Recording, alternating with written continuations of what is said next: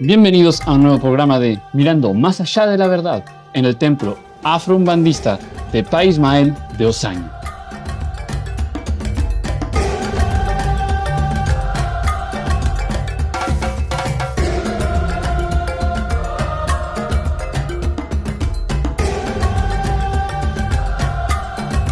¿Qué es el umbandismo o el umbanda? La concepción del afro-umbandismo es que es una religión, ¿sí? De matrices africanos, ya que la raíz es africana, vino traída por los barcos que traían esclavos a Brasil para trabajar todo lo que es la zona en la época colonial, ahí, la mano de obra de esta esclavitud. Y lo que hicieron ellos fue traer consigo sus dioses, sus deidades y su forma de cultuar. En esa época fue muy reprimida, ya que el hombre blanco siempre estipuló en su mayoría la religión cristiana. Entonces el africano esclavo se vio obligado o se vio acorralado en el sentido de dar un sincretismo. O sea, cuando el hombre blanco lo veía en los galpones, adorar imágenes, estaba viendo las imágenes de concepción cristiana, ¿no? Esas representaciones de los santos católicos, pero en sí, en su fe, siempre el esclavo estaba refiriéndose con esas imágenes a cultuar a sus deidades. Entonces escondió bajo la imagen de los santos católicos los santos africanos, ¿sí? En su fe nunca dejaron de cultuarlos y siempre escondido. De ahí que nace lo que se llama el sincretismo. Vemos que muchos de nuestros orishá, de nuestros caboclos, de nuestros seyú, tienen la representación de la imagen del santo cristiano. Pero en su fe, los esclavos y los negros africanos estarían cultuando siempre sus deidades, ¿sí? En sí, la concepción como religión, la adaptación, porque ya que el africano llegó a este continente y los elementos quizá que usaba en la tradición de esta religión no los consiguió, entonces se adaptó en lo que es Brasil hace no menos de 200 años más o menos de conformada y reconocida como religión y como cultura. Si bien es una religión en diferencia o en oposición al cristianismo, esto trasciende más, es una forma de vida, diría yo, porque uno interactúa con estas deidades, con estos espíritus de luz, mucho más que quizás el fin de semana solo me entrego a alabar a la deidad, sino que durante en el día a día, desde que me despierto hasta que me acuesto, yo tengo muy presentes mis pais, tengo presente mis deidades y hasta tengo formas de interactuar con ellos, ¿sí? Entonces, el origen de la Umbanda, más que nada, se originó en África, ¿no? Sí, no está mal decirlo así. Las raíces y la tradición, la forma de cultuar tradicional, se genera así en los pueblos bantus y en los pueblos yoruba en África, ¿sí? Esos barcos que traían esclavos traen, además de traer esos esclavos, traen su cultura, traen su forma de alabar a esas deidades, y lo que pasa es que ellos, como lo cultuaban en África, ya no lo podían cultuar en Brasil, digamos, porque no existen los mismos elementos, no existen de la misma forma. Entonces es como que adaptaron a la religión tradicional, la adaptaron en la concepción de una nueva religión, pero esto trae una crítica, o sea, al Dios no le interesa del todo, si bien tiene ciertas prohibiciones, no le interesa del todo cómo lo cambies, sino que lo sigas alabando, ¿sí? Entonces el africano lo que hizo fue adaptar con medios, esta religión se basa mucho en ofrendas, la parte de dar de comer, como misericordia que tiene el santo con la persona. Entonces se cambió un poco los elementos de esas bandejas, el fundamento quizá no tan tradicional como se lo adaptó a la nueva llegada en Brasil, ¿sí? Si bien hay dos religiones también muy importantes, que son la nación y el candomblé, que se conforman en Brasil y de diferentes formas fueron llegando al Uruguay. Para explicarte eso, tenemos que hablar de mis raíces. Este templo es afro-umbandismo, pero pertenecemos a la nación Cabinda. Cabinda, para que vos lo entiendas y para que la gente lo entienda, es un poco aquella tribu africana, ¿sí? Se componían de los Yeye, de los Nagó, de los Boduns y de los Cabinderos, ¿sí? Cada tribu traía su forma de cultuar a su deidad. ¿Qué pasa? Como en estos galpones se lo juntaban a todo, por lo que se llama y se entiende la globalización, tendió a conformarse una misma religión, con sus pequeñas variantes, pero en sí alaban a los mismos orishá, alaban a las mismas deidades, a los caboclos, a los indios y a los mismos Eyú. Entonces podemos hablar que con pequeñas diferencias igual seguimos hablando de una religión tradicional que unificaba todo. Eso pasó en África. Una vez que el africano llegó a Brasil, hubo corrientes de diferentes tendencias dependiendo de la tribu originaria que venía el fundamento de aquella religión. ¿Sí?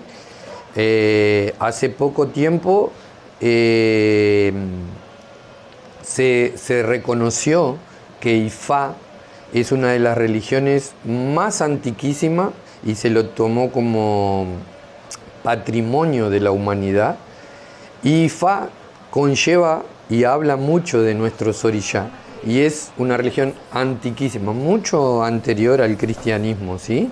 Su concepción se pierde en la antigüedad, ya que no hay forma de revelar de cuándo son sus comienzos.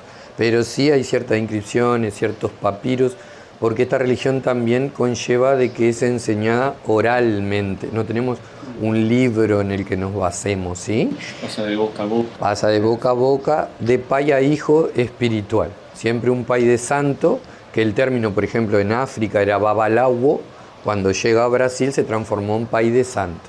Es una persona que es el referente, el dirigente, el guía, que trasciende el conocimiento que conlleva esta religión. Más que nada es posiblemente una religión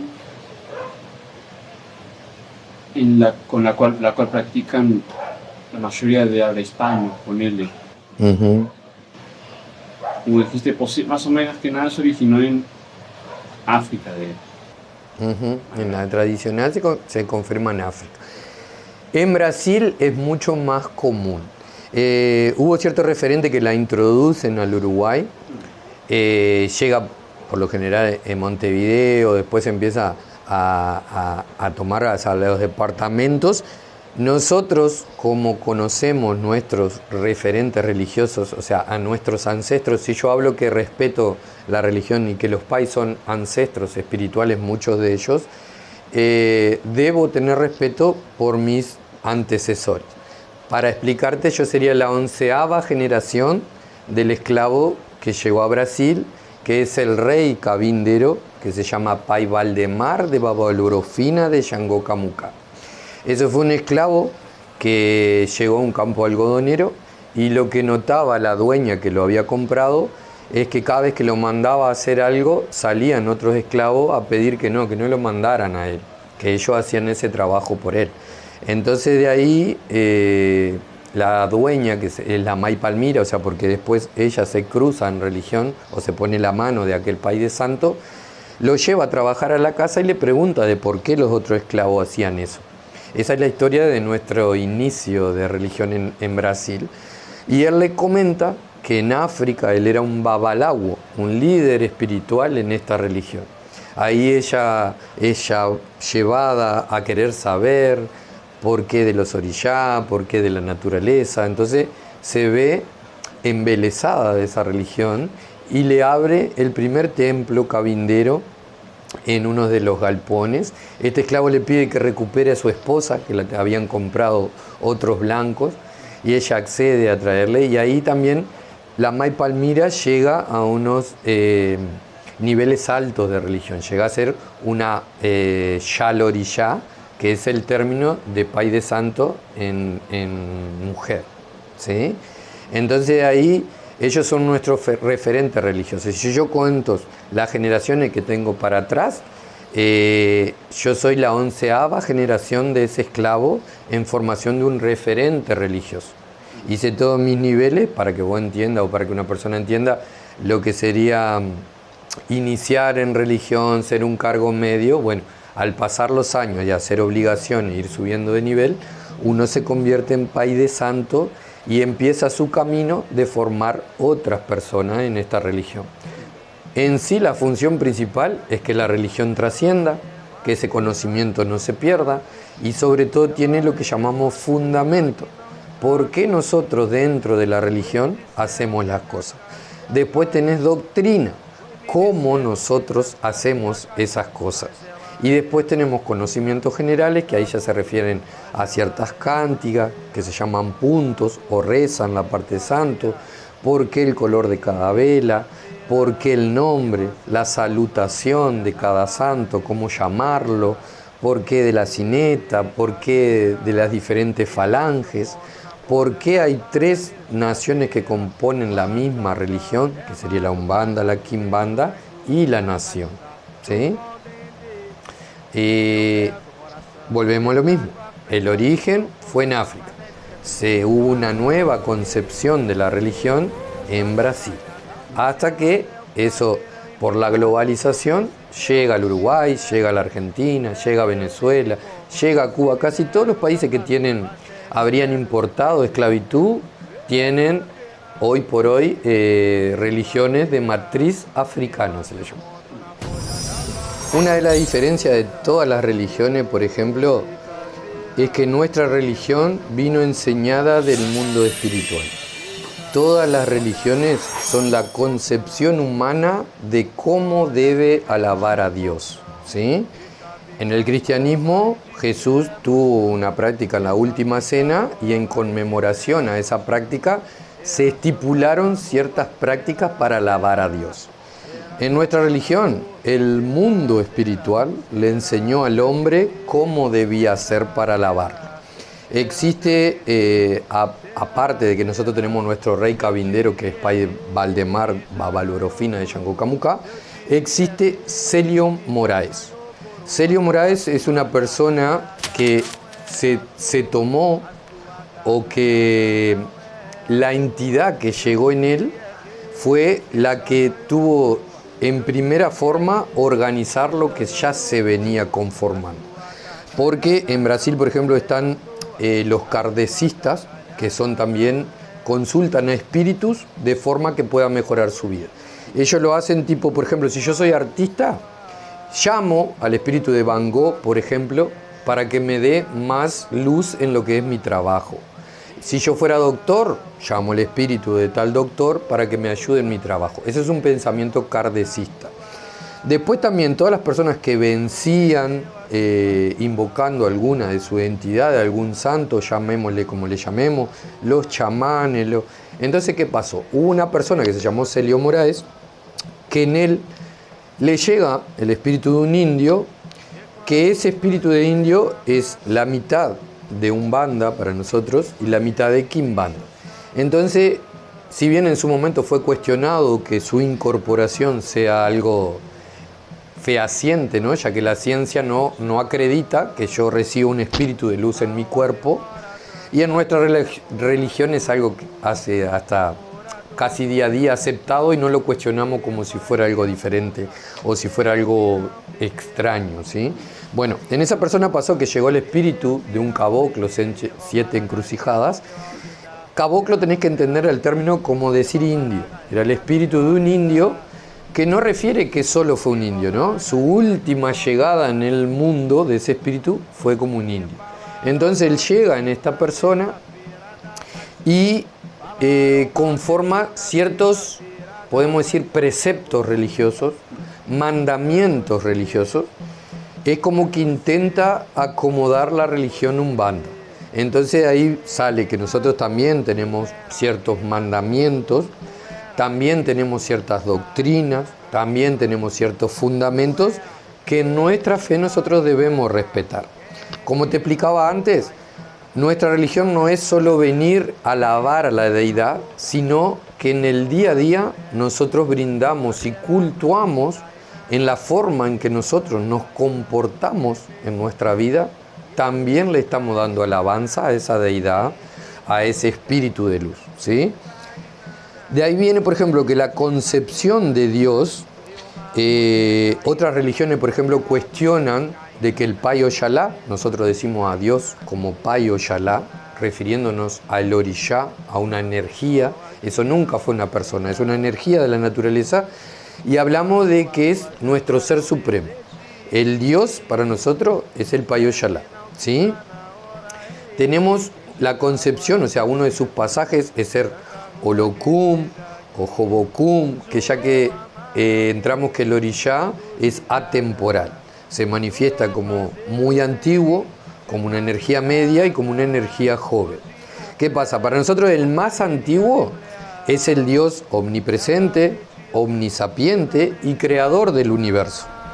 En sí, la idea puede diferir en varias religiones, pero para nosotros Oyalá es el Dios supremo. Si yo me voy a una cultura musulmana, voy a tener a Alá y voy a tener de Mesías a Mahoma, no voy a tener a Jesús. Pero sin embargo, la idea de ese Dios todopoderoso, la idea de ese Dios omnisapiente, la idea de ese Dios omnipresente sería Alá, y no es diferente de del Dios cristiano. ¿Se entiende? En nuestra religión, si bien somos muy cuestionados eso por otras religiones, para nosotros Oyalá es el Dios supremo, ¿sí? Cuando llega el esclavo, de ahí surge el sincretismo de, por ejemplo, el Sagrado Corazón de Jesús. Cuando le muestran el color blanco al esclavo, él lo asocia con el Pai Oyalá. Y le decían, ¿esto es Dios? Entonces para el africano también era Dios. En sí surgió el sincretismo. Pero para un esclavo, para un africano, para Oyalá es Oyalá y el Dios cristiano es el Dios cristiano. Estamos hablando de que la idea, la concepción del Dios Todopoderoso sería la misma con diferentes nombres, ¿sí? Eso es lo que profesa nuestra fe, por ejemplo. Lo que más me interesa saber para poder formar una base a mí y a los que estén viendo esto, ¿qué son los conocimientos básicos que habría que tener sobre esta religión? Ponerle, como has dicho, aquí en Alabar, que era Pai Oyalá, quienes se encargan de guiar a la gente, el deber o el propósito que tienen que seguir en sus vidas. Más que nada, ¿qué es lo básico y qué entidades son las que existen en esta religión? Bueno, dentro de nuestra concepción, o sea, tenemos principalmente en lo que es, hay que un poco abrir la mente, porque casi toda nuestra cultura es formada religiosamente con base en el catolicismo o en base en la religión católica apostólica romana, con su diferente vertiente, lo que vos digas. Pero ¿qué pasa? La concepción africana del Dios Supremo va más allá de la concepción del Dios cristiano. Entonces nosotros tenemos que entender primero que nada que partimos de un Dios Supremo que en sí en forma energética se divide y se conforman los orishá. El africano en cultuarlo los personifica como deidades, pero cada orishá simboliza una de las energías de la naturaleza. Ponerle lo que es casi ciertamente los elementos que en series, películas, en varias religiones se va a tomar como orishá, si no me equivoco, que son los dioses, entidades o secretos, que más que nada son una representación de los elementos de la naturaleza. Como clásico, el agua, que se encarga de lo que es la tierra. Existe un equilibrio entre ellos, hablando de forma energética, que los orishá o se complementan o se contraponen.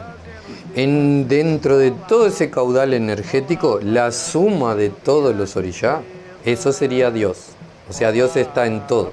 Es el caos en el equilibrio, porque él es el que cumplen su función como energía de la naturaleza que son, y dentro de esos orishá estaría el hombre. El hombre no está por encima de su deidad, sino que es parte de la deidad.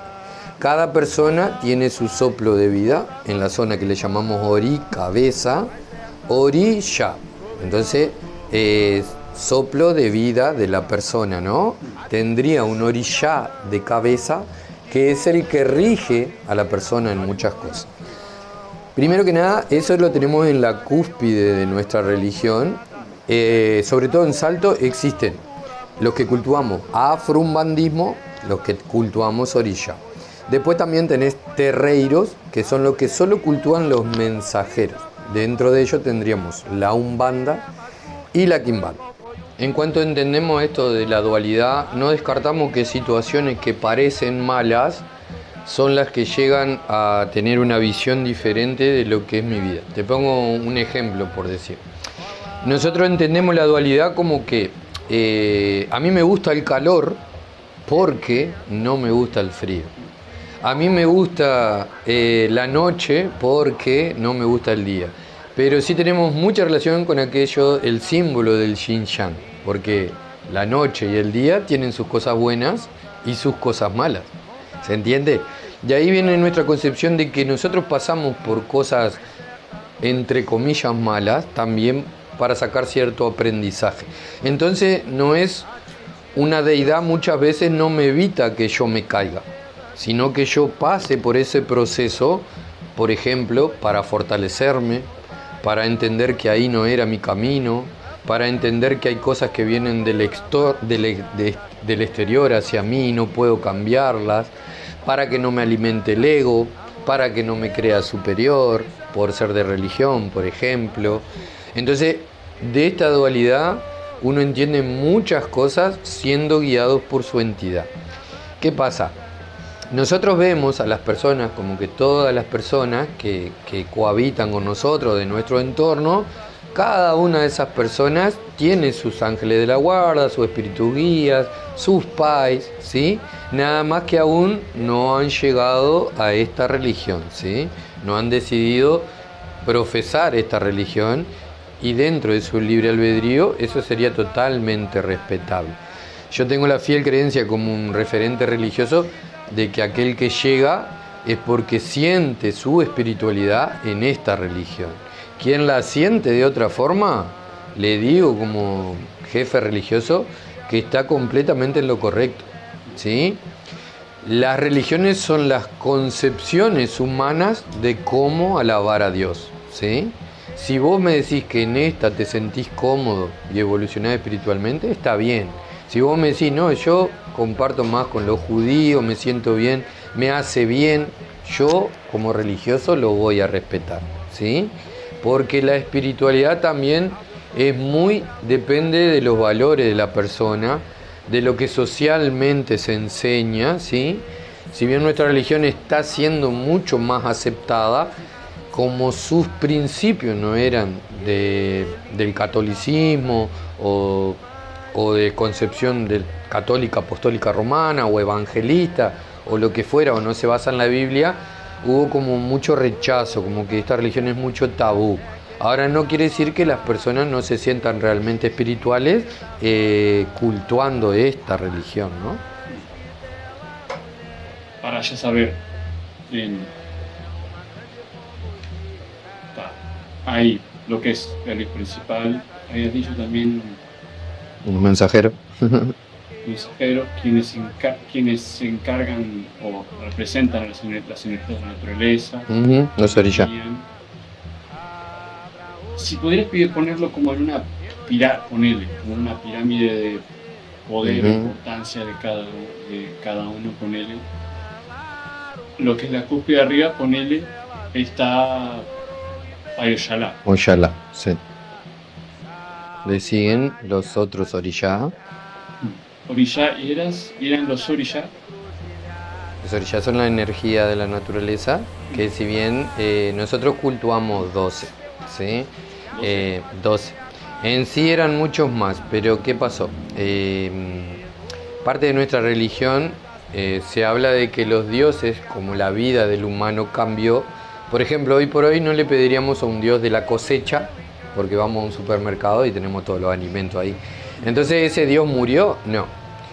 Se incorpora a lo que es la imagen de otro dios y sigue siendo cultuado de la misma forma, pero no se le reconoce en el panteón como tal porque quizá él, su primer función, ya la vida del humano cambió y no la utiliza tanto, ¿sí? Viene mucho de, se habla en religión de Orishá Funfun, Orishá antiquísimo, que puede que esté puesto también como que Oyalá lo llamó y digan háganse pasar por mí y ahí reciben su alabanza, ¿sí? Una idea como para que tenga un conocimiento. Ya está de vuelta. Hay Oyalá, y los que recién mencionaste, los orishás. Los orishás. Hay más entidades que seguirían, sí. seguirían. Existen la Umbanda, que serían los mensajeros directos de Orishá, porque tienen un nivel de luz que pueden interactuar con esas energías de la naturaleza o conforman parte de esa energía de la naturaleza. Y después tenemos lo que se llama la concepción de lo que es el culto de Kimbanda, que es dentro de nuestra religión, que es el más criticado, diría yo, socialmente, o lo que la gente dice que ellos hacen mal. Y en sí, hablando un poco de la dualidad de esto, o sea, hay santos de la noche, ¿sí? ¿A qué me refiero con santos de la noche? Bueno, la concepción de ellos es trabajar más sobre todo la parte karmática, ¿sí? Una de las cosas que hacen es enseñar que no todo lo que queremos para nosotros es bueno para nuestra vida, ¿sí? A veces nosotros tenemos la idea de que algo lo va a mejorar, o el ego nos hace pensar de que esto, para mí el ego se contrapone mucho a lo que es la espiritualidad y al verdadero camino del ser, ¿no? Entonces esos espíritus están arraigados más sí a lo karmático, nosotros le llamamos que vienen del culto Kibundu, que era un culto bantu, traído también por los africanos, y ellos también obran, que hay una discrepancia entre religiosos, si obran o no como un mensajero del orishá. Te diría que en la línea de Kabinda, los Seyú y las Pomposhiras, que son espíritus que llegan en esa línea, ellos sí son mensajeros del orishá a su forma. Karmáticamente no estarían en el mismo nivel porque no podrían, todavía tienen que cumplir ciertas elevaciones espirituales o ciertas ceremonias de subir su nivel, vamos a decir, en la llegada del hijo para trascender y volver hacia ese orishá también. Está. Más o menos parte del triángulo ya lo tenemos. Sí, hoy. La cúspide, lo más alto es Oyalá. Orishás. Los orishás. Los que le seguirían eran caboclos, la Umbanda. Caboclos, la Umbanda. Lo que se llama la Umbanda. Y ponele que en último lugar la Kimbanda. Los Seyú y Pomposhira que llegan en esa línea. Umbanda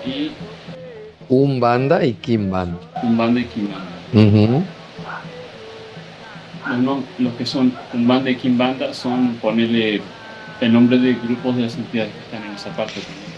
Está conformado por diferentes falanges del espíritu. Tenemos que entender que una persona que muere es llamada en el término africano, nosotros dentro de los dialectos africanos manejamos mucho el idioma yoruba, que no, lejos de ser una lengua muerta, todavía es uno de los dialectos africanos, que en África se manejan muchos dialectos, pero en la cultura bantu y en la cultura yoruba, como bien lo dice, es el idioma que se maneja. Entonces, la palabra para decir muerto se clasifica como egum, ¿sí? Entonces, ¿qué pasa? El nivel de luz de un espíritu muerto, desencarnado, tiene su conformación. Por ejemplo, una persona que recién fallece, se entiende que no tiene un nivel de luz, de sabiduría para guiar a los encarnados. Sigue muy arraigado a la vida, sigue arraigado a promesa que le hizo a los vivos. Supongamos que un bisabuelo fallece y promete que de donde esté te va a cuidar. Para nosotros eso no es un espíritu de luz, ¿sí? Un espíritu de luz es no menos de 200 años, que haya pasado por muchas encarnaciones, entonces tiene acceso a lo que llamamos un saber empírico. Es como que yo puedo guiarte porque conozco el manual del ser humano, ¿sí? Entonces, hablamos siempre que la vida evolucionó en cuanto a tecnología, pero los problemas del ser humano siguen siendo lo mismo. Salud, dinero, trabajo, amor, ¿no? ¿Cómo voy a hacer para esto? ¿Cómo voy a hacer para los hijos? ¿Cómo voy a hacer? La vida evolucionó en cuanto a tecnología. En esencia, los problemas del humano siguen siendo lo mismo, por eso esos espíritus antiquísimos muchas veces tienen la respuesta de problemas cotidianos. ¿Se entiende? Una que mucha gente posiblemente se pregunte conforme a esto, en esta religión, ¿cuál es el propósito de la vida? Buena pregunta. Conlleva filosofía, creencia, fe. Y bueno, nosotros partimos de la idea de que somos un soplo de vida que viene desde un mismo orishá, que es el que también en la ceremonia del batuque se manifiesta en la persona, pero la persona no puede saber de ello. Es uno de los tabúes de nuestra religión. Entonces creemos que en la concepción del humano, pasando por varias encarnaciones, debe cumplir una misión espiritual o un camino que tiene marcado espiritualmente. Para que eso se dé, debe ser guiado hasta por su propio orishá y hasta muchas veces por los otros guías, por la Umbanda y también, ¿por qué no?, por la Quimbanda, ¿sí? Una vez que esa persona cumple aquel destino espiritual, digamos, nuestra fiel creencia es que convergen, y no va a llegar más a encarnar durante una, dos, varias veces, lo que fuere, lo que le conlleve alcanzar ese nivel espiritual, para una vez que lo alcance, elevarse y volver con lo que sería el orishá. ¿Qué hay después de la muerte? Por lo menos cuáles son las creencias de la religión conforme a eso. Eso depende mucho de cómo vos sobrellevaste tu vida, ¿no? Creemos, me decís si nuestra religión cree que las personas son condenadas, por ejemplo, al quitarse la vida. Nosotros no creemos que es un lugar físico la idea del infierno, pero sí creemos que, por ejemplo, ese gum, ese espíritu que sale de ese cuerpo porque se quitó la vida, por ejemplo, está arraigado a repetir una y otra vez lo que lo conllevó a que él se quitara la vida. Conforme a eso también llega el tema de conforme a cómo lleves la vida y lo que ocurrirá después de la muerte o sacar la vida que tiene, sobre recompensas o aunque se te llega a recompensar por haber sido alguien que tomó un buen camino o castigos debido a qué tan mal. Nosotros siempre vemos el karma como que fuera algo malo, ¿verdad? Pero siempre el karma es aprendizaje. O sea, si yo irrumpí mi vida porque el sufrimiento no me dejó valorar lo esencial, ¿no? Quizás yo me quité la vida porque fui privado de una pareja, porque perdí el trabajo y la economía me sobrellevó. Irrumpí sobre el cuerpo, pero no sobre el camino o la misión espiritual que tiene ese L1. O sea, salgo del cuerpo, dejo de ser Ismael, ya no voy a ser más Ismael, porque Ismael era cuando era en el espíritu y en el cuerpo. Entonces sí creo que vamos a lo que sería llamado un purgatorio, ¿sí? En donde sobreviene lo que sería el arrepentimiento, y nuestro Pai Oyala es tan misericordioso que sí en algún momento me da la oportunidad de volver, ¿sí? Ahí viene la fiel creencia en nuestra religión de que, por ejemplo, personas, quizás sea un poco tomado mal, pero leyadas o que no disfrutan de la movilidad corporal por algún problema fisiológico de nacimiento, ¿no? Estas personas fue porque en otra vida, karmáticamente, tenían todo para disfrutar de eso y no lo hicieron. Entonces se le va a privar del cuerpo en esta encarnación para que valoren eso, y a la vez su llegada, siempre la raíz de todo es el amor en el seno familiar. A través del amor, ese Egún evolucione espiritualmente. Es nuestra fiel creencia. O sea, también el camino y la función y a lo que debe conllevar cada persona, me parece que es muy personal, ¿sí? Sobre eso, ¿qué se podría considerar como qué está bien, qué está mal? ¿Cómo sabemos que estamos yendo por buen o mal camino? Yo creo que una de las cosas que no toman en cuenta, por ejemplo, nuestra sociedad, es sentirme bien espiritualmente. Siempre le digo a las personas, el sentirme bien es vectorial. Muchas cosas son impuestas socialmente, muchas cosas tienen intereses en que no se sepan. Por ejemplo, puede ser una crítica constructiva a lo que es un psicólogo. Ellos, estudiando, tienen el principio de la evolución psicológica de cómo la vida del hombre debería ser feliz. Sin embargo, muchas veces en lo personal su vida no son, digamos, entre los parámetros perfectos, ¿no? Entonces yo me baso que exige una comprensión de reconocerme que soy cuerpo, soy mente, pero también soy espíritu. Es algo que socialmente no se enseña. No se enseña, o sea, te dicen, yo tengo un espíritu, tengo un alma, pero ¿qué es eso? ¿Para qué lo uso? ¿Se entiende? En esta religión es mucho más presente. Sobre eso ya me llega la pregunta de qué está hecho exactamente o qué es el humano para las entidades o dioses de la religión. Como mencionaste, cuerpo, mente, alma, ¿de qué estamos hechos? Y bueno, aparte de la ciencia, yo creo que llega un momento en que la ciencia no quiere aceptar ciertas cosas, ¿no? Ahí podemos hasta irnos por la rama, o sea, está la cámara Kirlian, que saca el aura del cuerpo, que sería la zona energética, por ejemplo, lo ha comprobado la ciencia. Entonces, si vos me decís que es un espíritu, es energía. Nosotros somos energía, ¿sí? Una deidad sería una energía vibrando a un nivel más alto, ¿sí? El Dios Todopoderoso es todo lo que existe para nosotros, ¿sí? Energéticamente, si yo sumo todo el universo, para nosotros eso es Dios. Más que nada, Dios es la representación de lo que es directamente el universo, de lo que es el todo. El todo. Si yo llamo el todo, eso es Dios, ¿sí? ¿Por qué lo tomamos así? Porque cuando uno entiende lo que es el orishá interactúa, pero también se opone. Hay orishá que trabajan de formas opuestas, por ejemplo, si son fuego, se opone al agua, por ejemplo, por decirte un caso. Pero muchas veces en esa interacción enseña que se contraponen, pero también se complementan.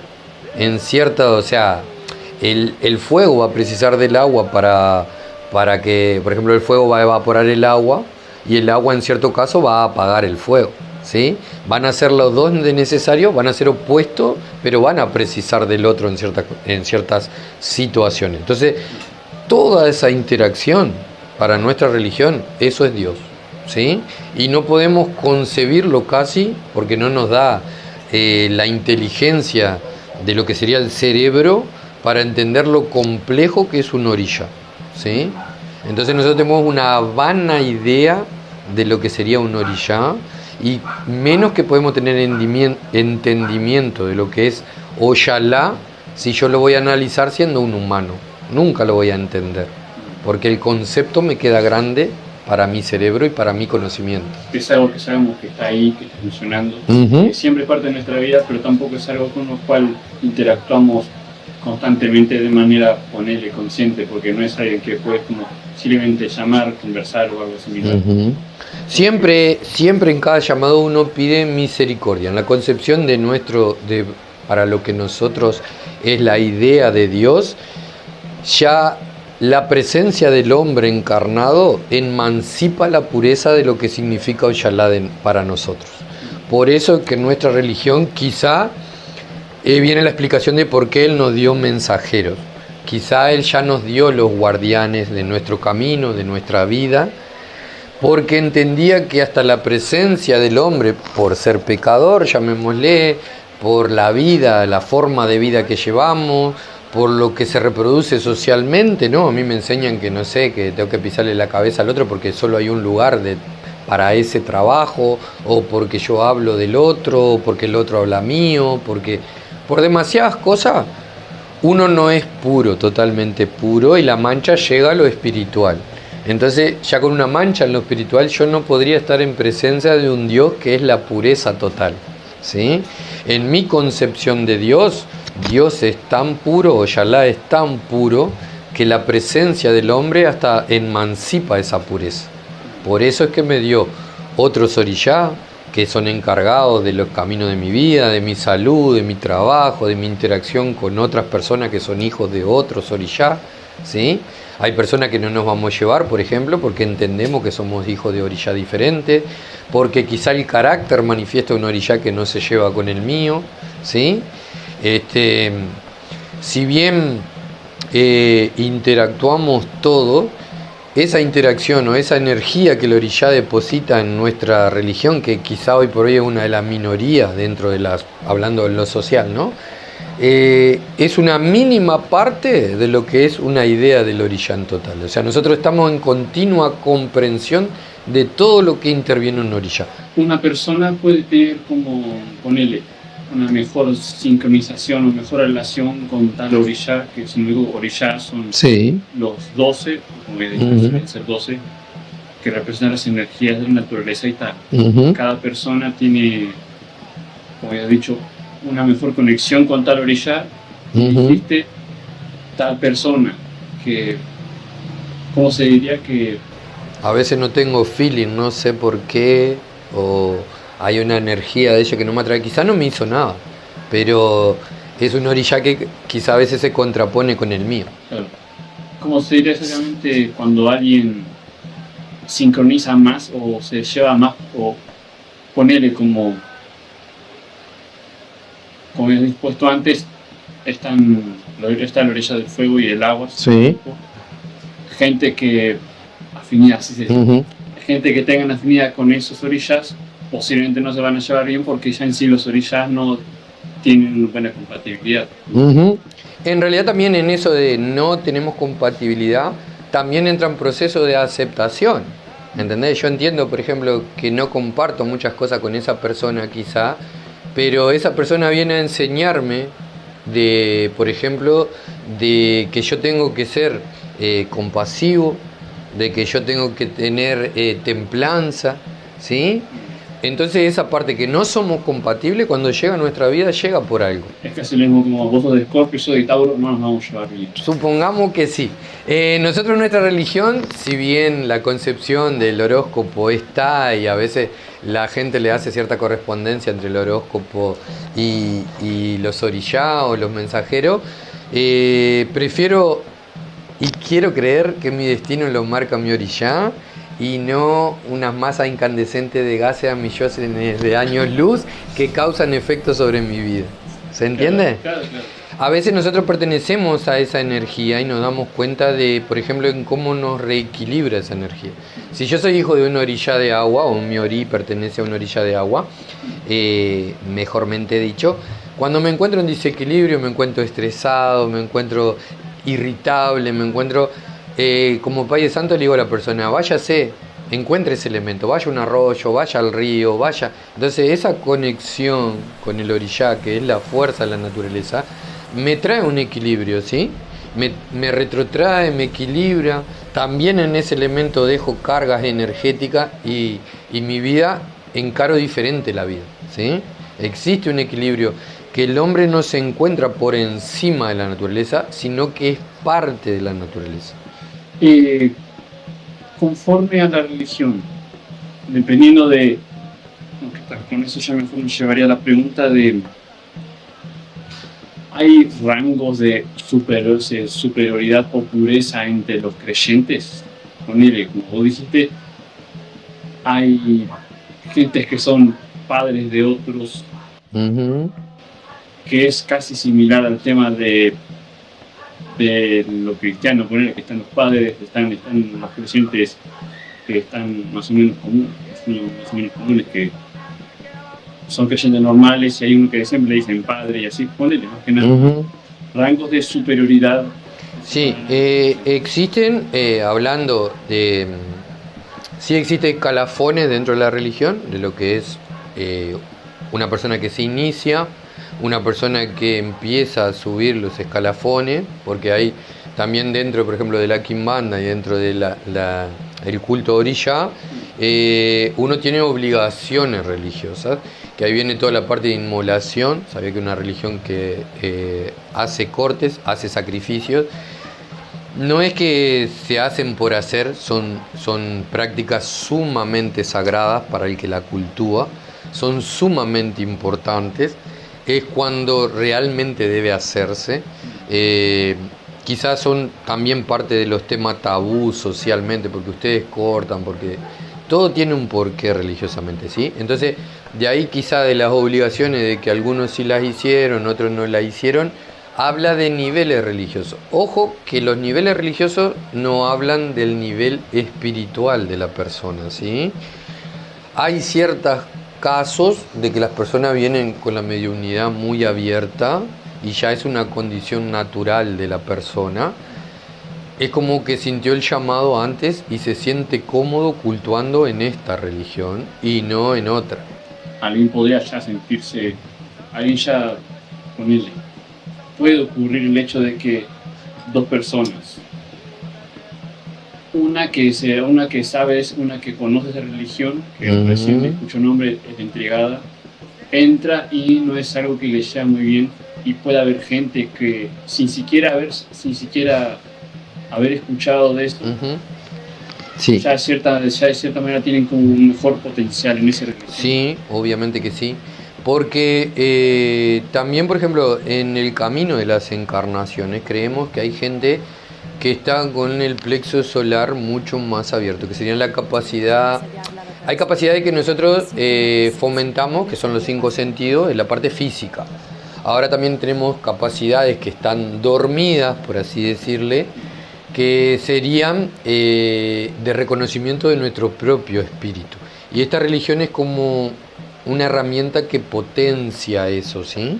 Entonces acá puede desarrollar videncia, poder desarrollar quiromancia, que sería leer las manos, poder desarrollar premoniciones, va a haber gente que va a tener sueños lúdicos, dependiendo de muchas cosas, va a ver cómo evoluciona en la persona esa espiritualidad, ¿sí?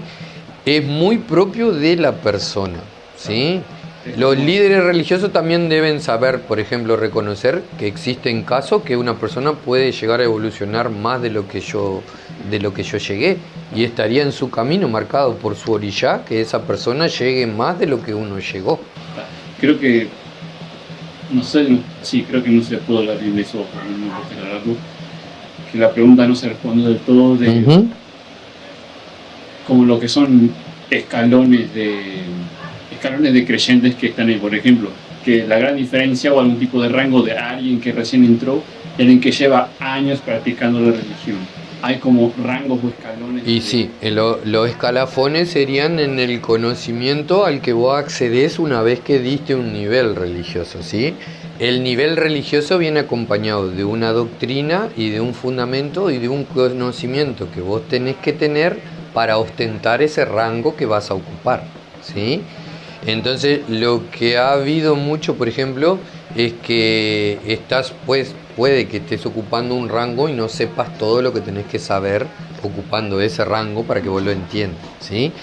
Sí hay un escalafón y sí tiene un porqué también tener un escalafón, ¿sí? Muchas cosas de las que se aprenden dentro de los fundamentos es de la interacción que hay entre hermanos, ¿sí? Por algo se comulga, por algo se hace un grupo de personas para conformar un hile. Más que el espacio físico, es esa interacción de que existe un templo, de que tengo un pai de santo, de que tengo un hermano de santo, de que está la entidad, ¿sí? El respeto que conlleva, ¿sí? Ahora vos me puedes decir, yo puedo estar años en religión y no desarrollarme espiritualmente, ¿sí? Por muchas cosas. El ego, por ejemplo, se contrapone a la espiritualidad. Si yo cultivo una religión intentando elevarme el ego, voy en contra de los preceptos que yo estoy diciendo de la boca para afuera que yo hago. Porque para ser alguien bueno o alguien que de verdad cumple el requisito de ser alguien, ponele, bueno en la religión. Ujú. Algo que se comparte con varias religiones es la humildad en parte, ¿no? Sí, debería conllevar a que yo practico lo que profeso, ¿no? El humano tiene mucho de pienso una cosa, hago una cosa y digo otra cosa, ¿sí? Es evitar la hipocresía. Cuando yo unifico las tres, estaría haciendo un cosa. Yo puedo profesar que soy un país de santo, pero después en mi vida no reflejar eso, ¿se entiende? Entonces ahí tengo problema con la espiritualidad, no con ser un país de santo. Yo quizá el rango lo tengo, pero si no profeso la religión, si no cultivo con respeto, si no creo realmente en lo que estoy enseñando a mis hijos, profesando, mejorando la sociedad, porque todas las religiones tienen eso de los mandamientos y buscan que sea lo mejor posible, buscan el amor como trascendente. Si yo de la boca para afuera hablo de eso, pero después no lo cultivo realmente, difícilmente yo evolucione espiritualmente, ¿viste? Y puede haber un iniciado que lo toma con sumo respeto, que lo cree, que lo siente, que lo vive, y un iniciado puede ser hasta más espiritual que la persona que conlleva y tiene mucho conocimiento, porque se refiere a la práctica y no a lo que la parafasia de lo que yo digo de la boca para afuera. Un tema que posiblemente a muchos les intrigaría saber. Conforme a la religión, posiblemente dependiendo de qué tan alto sea el rango, escalafón sí. que consigas,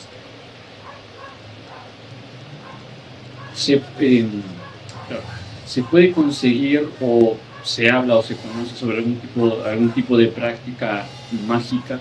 Uh-huh.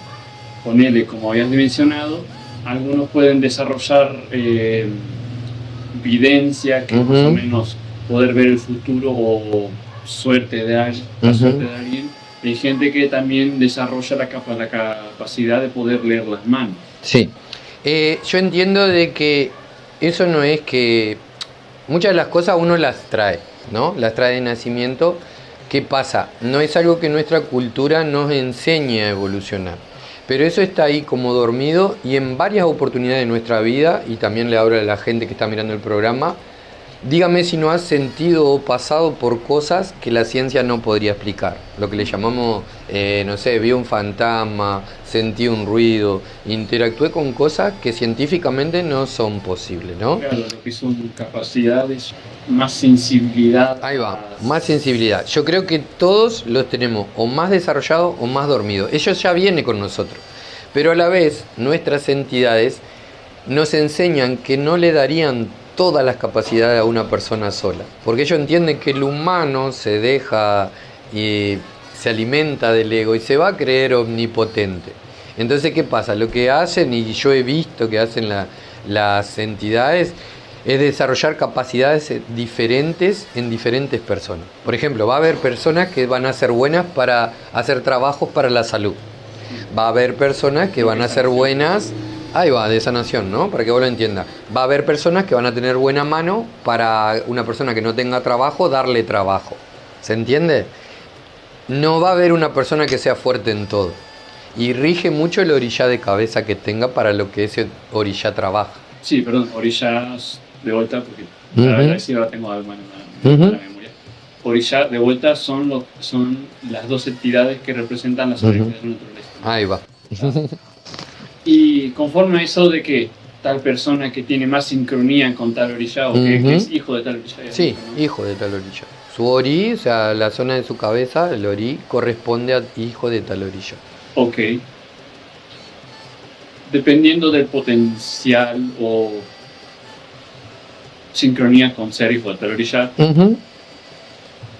¿ha habido registros o algo así de gente que pueda, como ponerle, al tener tal sincronía con el orilla, que alguno que sea orilla del fuego o del agua o de tierra? Pregunto así porque no sé, creo que no hayas mencionado de cuáles eran, por lo que poner alguien que tenga tal sincronía o potencial al ser hijo de tal orilla pueda como tenga la capacidad de controlar tal elemento o algo así.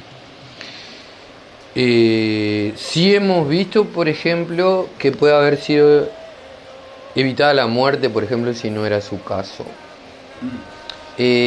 Nosotros creemos, por ejemplo, en la Umbanda, que la entidad llega en el cuerpo y muchas veces habla con las personas de qué tienen que mejorar en su vida, de qué tendría que hacer para que la vida sea mejor, ¿no? Entonces, ha habido ciertos casos, por ejemplo, una de las entidades que llegan son las Maides de agua, que en la manifestación, en la incorporación, se manifiestan como sirenas, se les llama de sereias. Y por ejemplo, ha habido personas, sobre todo en Brasil, o que por X motivo cayeron al agua y no sabían nadar, ha llegado esa entidad y las ha salvado. También ha habido el mismo caso y la persona ha muerto ahogada.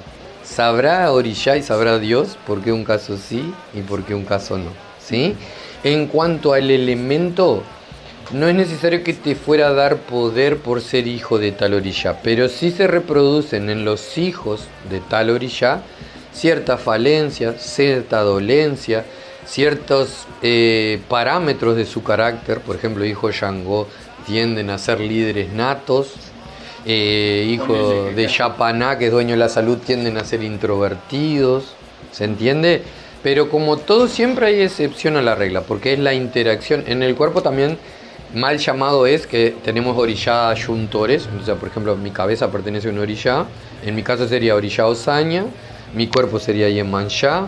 Después tengo Shango Aganshu. Y otro ayuntor sería Oshun Panda, ¿verdad? De la interacción de esos orishá en mi vida, surgen, por ejemplo, que en ciertos momentos o ciertas cosas esté el payo Osaña interactuando porque lo estoy precisando en ese momento.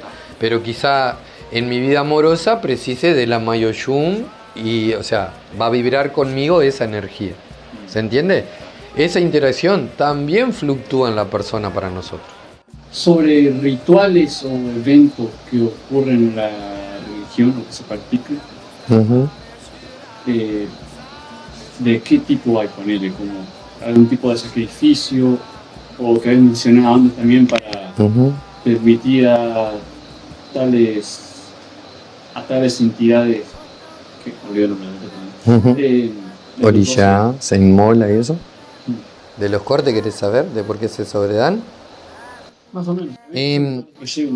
Bueno, tenemos que contextualizar de que nuestra religión viene de matriz africana, ¿no? Estamos hablando de una cultura en la cual el alimento no es la concepción de alimento que tenemos nosotros, por ejemplo. Como en esa cultura escasea mucho el alimento, que yo, por ejemplo, te invite a comer a mi casa es una señal de sumo respeto de que te tengo. Lo poco que yo tengo lo comparto con vos, entonces yo te valoro como persona. Es un mensaje que lo doy hasta implícito en el acto que estoy haciendo con invitarte a comer. Entonces, ¿qué pasa? Primero tenemos la parte de que lo poco que yo tengo como esclavo, tomo la decisión de ofrendárselo a mis dioses, porque en mi fe ellos me entregan más que ese simple alimento que yo estoy entregando. Una hermosa ofrenda no depende de la cantidad que yo hago, sino de la devoción y de lo que significa para la deidad, que quizá yo la única manzana que tenga para comer sea lo que le entrego en ofrenda para que él me devuelva lo que yo en realidad preciso en mi vida, ¿sí? Después partamos de que nosotros en esta religión sí hacemos inmolación, o sea, sí sacrificamos animales. Vuelvo a repetir, con sumo respeto. Se sobreguarda que no es para todas las personas estar presentes en esos rituales por temas energéticos. Las personas tienen que estar de muy buena disposición. Ese animal que es el canal entre el humano y la deidad es tratado con sumo respeto. Y existen parámetros y fundamentos de por qué se hace, no es todo el tiempo que lo hacemos. Cuando se hace, entendemos que muchas de las deidades, por ejemplo, ya hablando en Kimbanda, son elementales. Entonces precisan de los elementos. ¿De los cuales elementos? Bueno, de la energía animal, de la energía vegetal y de la energía mineral, que se conllevan en esas prácticas que tenemos que realizar como obligación en la Kimbanda. Entonces se harían estas inmolaciones, entre comillas, para que la deidad subiera de nivel, cargara sus pilas, supongamos que hablando en términos energéticos, ¿no? Eso por un lado. Después, si nos retrotraemos a que venimos de la cultura africana, de nuevamente tomamos que el hecho de dar de comer, como que yo intento dar de comer a una deidad. Espero que el Dios diga, mirá lo que quiere hacer esta persona intentando darme de comer a mí, una deidad. Es como que va a retrotraer ternura en esa ofrenda que se hizo y él va a volcar toda una energía que nosotros llamamos de Ayé, ¿sí? El Ayé es una energía que cuando yo hago una bandeja viene conmigo de la naturaleza y por ejemplo yo preciso Ayé de trabajo.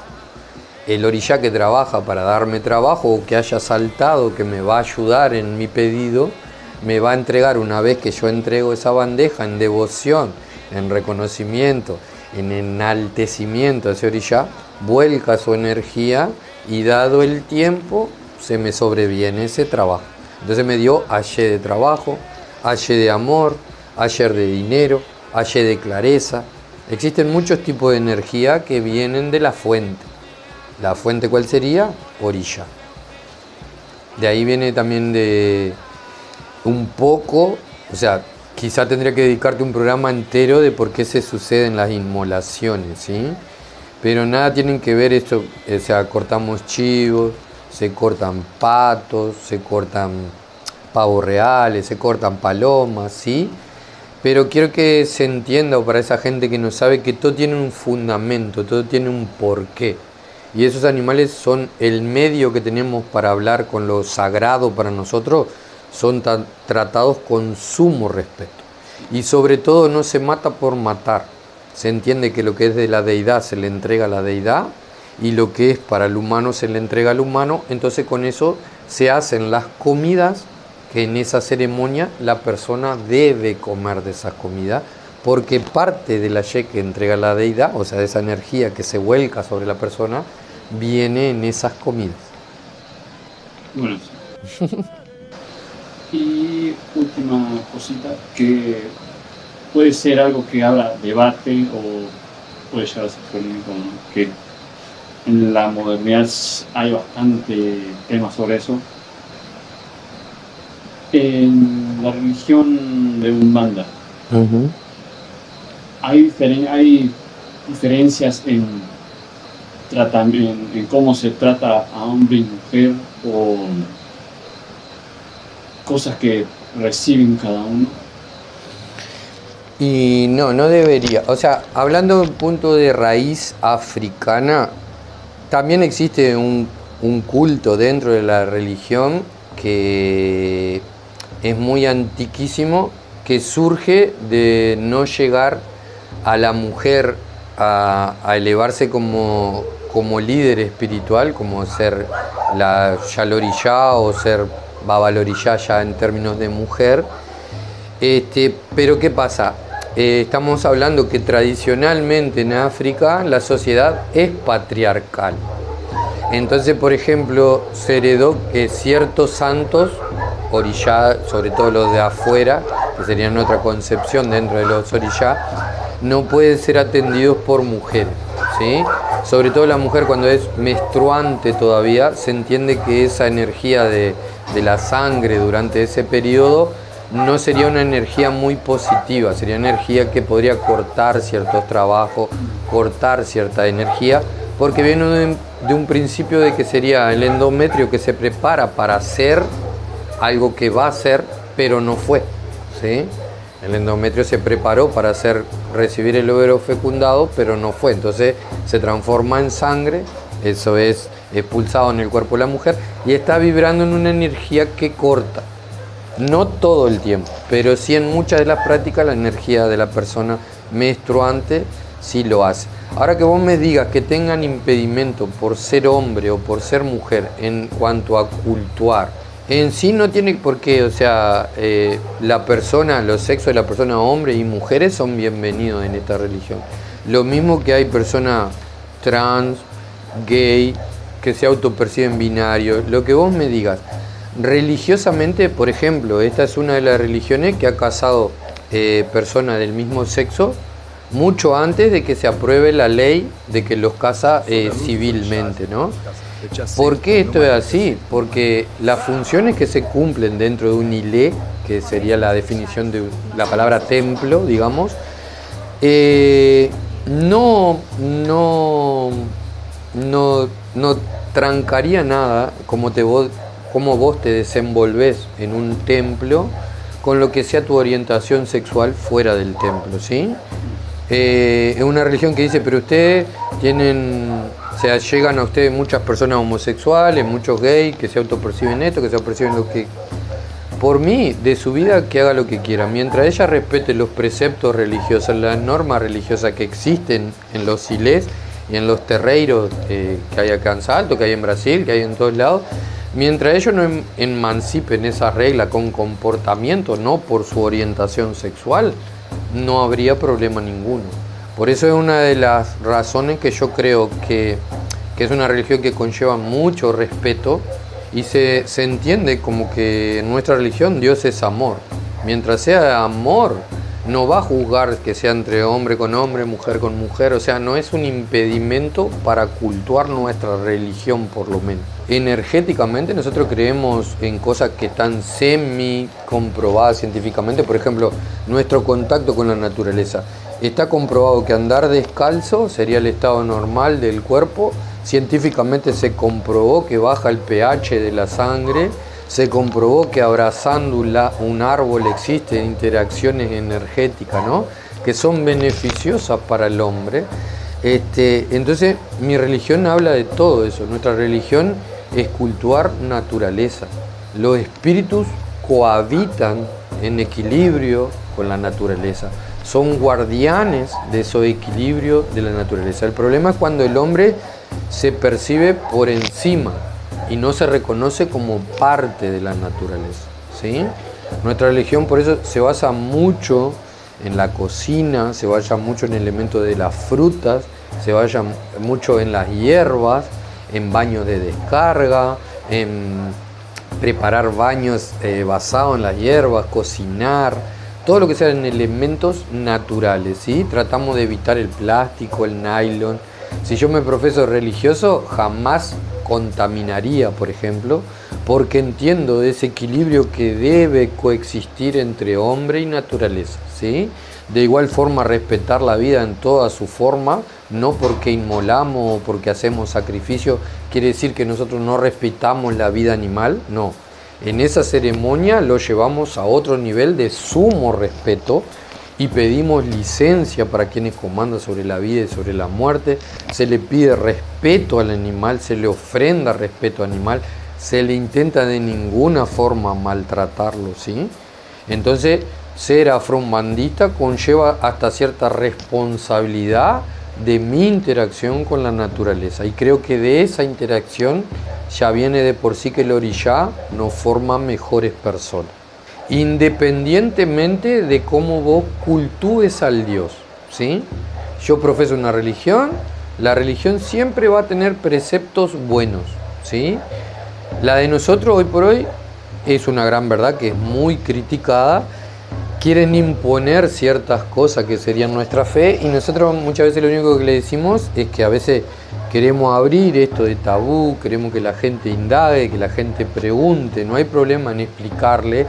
Y una de las funciones como referente religioso es aclarar muchas dudas, porque también el hombre cuando desconoce de ciertas cosas tiende a tenerle miedo, tiende a disfrazarlo, llamarlo de algo que no es.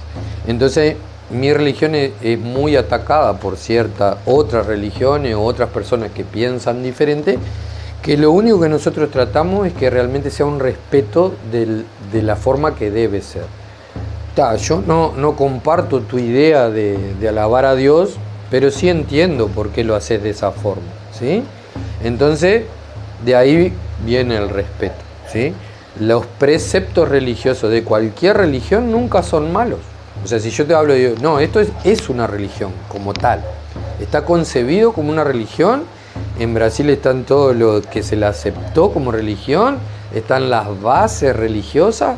los mandamientos religiosos, los preceptos religiosos, la doctrina, el fundamento y el conocimiento que conllevan pertenecer a esta religión.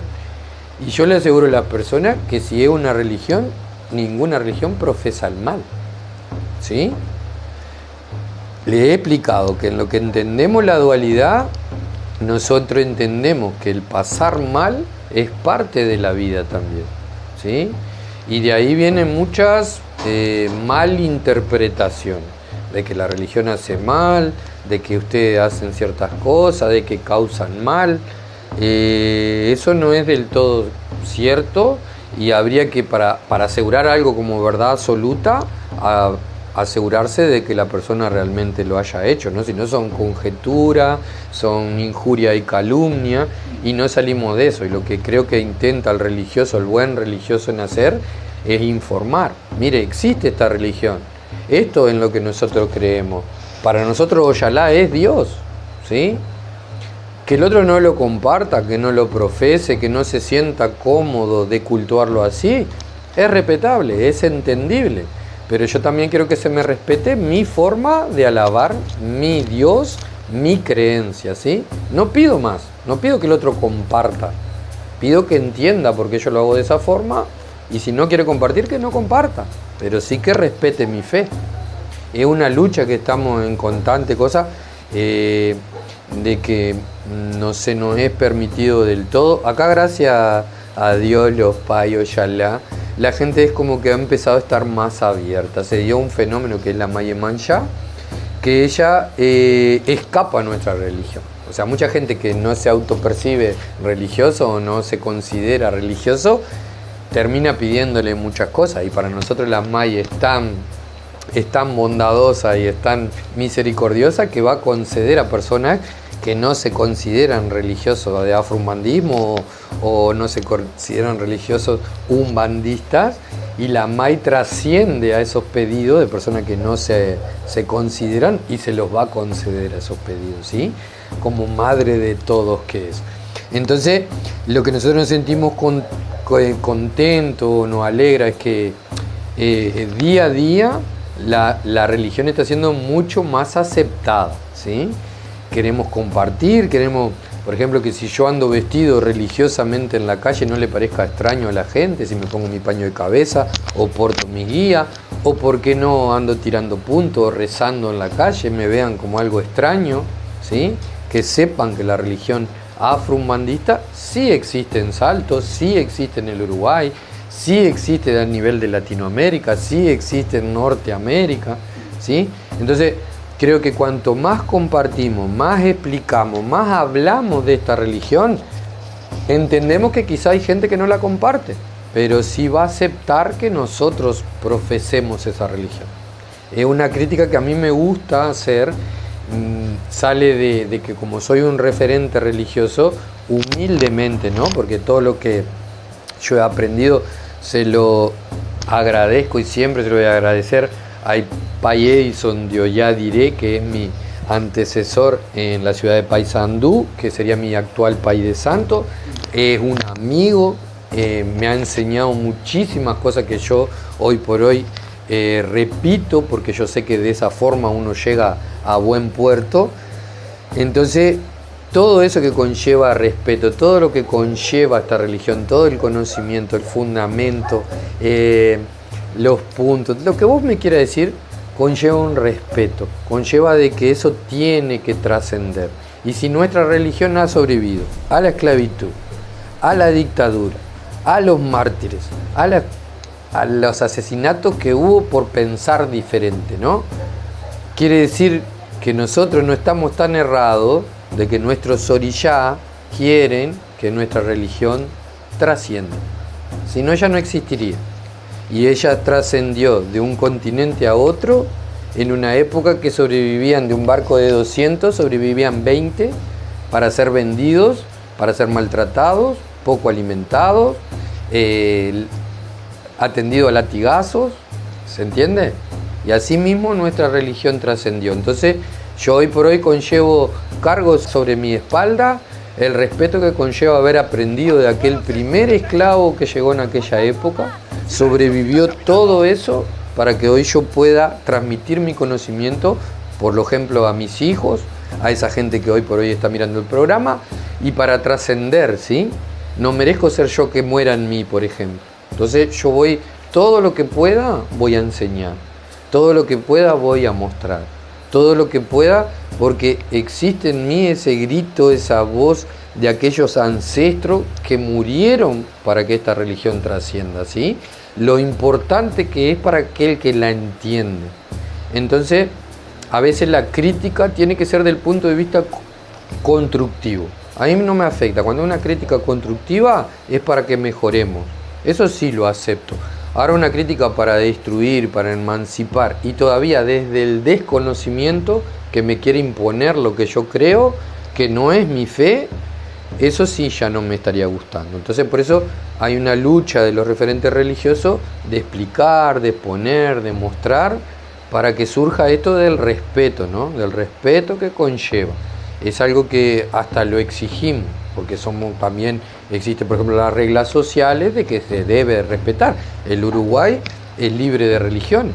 Entonces, al decir yo profeso soy judío, creo que no es tan complicado como nosotros afro-umbandistas.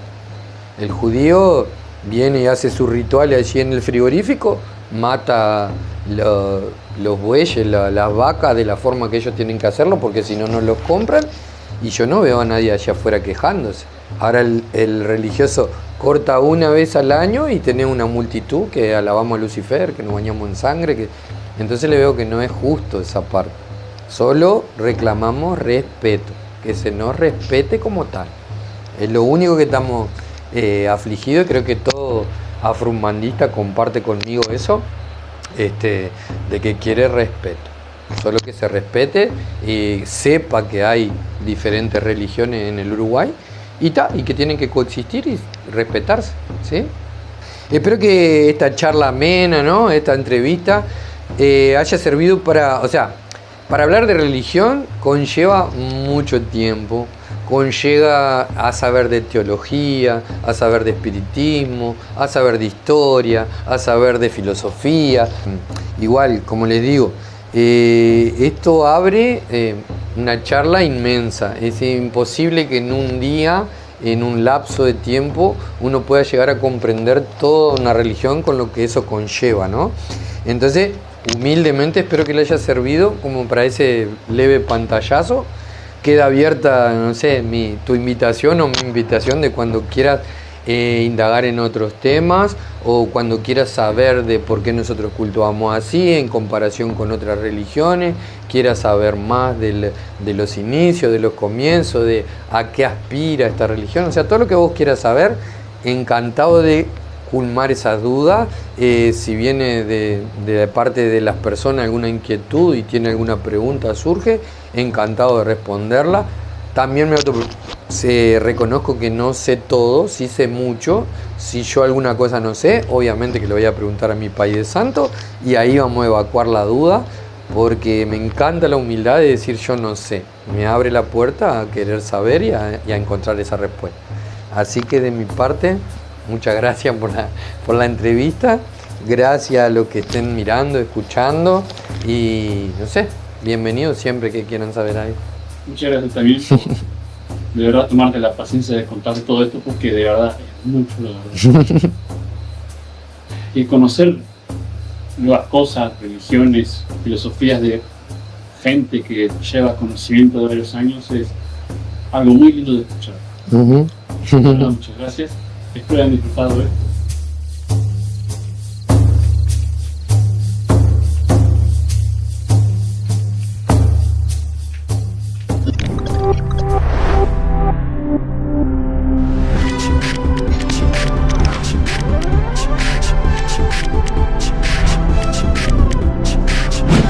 Mirando más allá de la verdad.